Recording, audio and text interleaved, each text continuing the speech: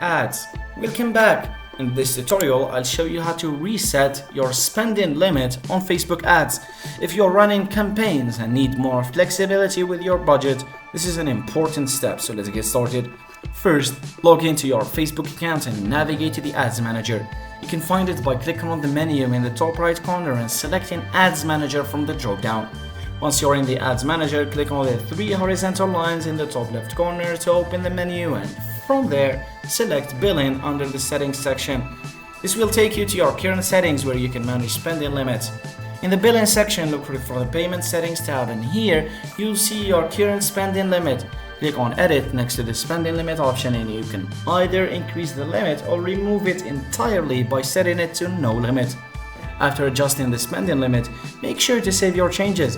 You'll see a confirmation message indicating that your business limit has been updated. This will give you more control over your ad spending overall. And that's it, you've successfully reset your spending limit on Facebook ads. If you found this tutorial helpful, please give it a thumbs up and subscribe for more tips. Happy advertising, thanks for watching, and I'll see you in the next video.